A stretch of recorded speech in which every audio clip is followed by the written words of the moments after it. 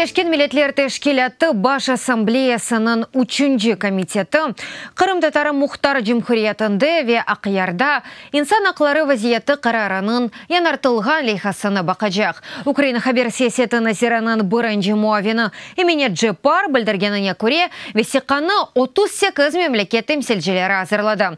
2017 сенәсе декабрьнең 19-ында Бірлешкен Милләтләр Тәшкилаты Баш Ассамблеясы Кырым Мухтар Җумһурияты ве Акъяр шәһәрендә инсан хаклары вазияты карарını кабул эткән иде.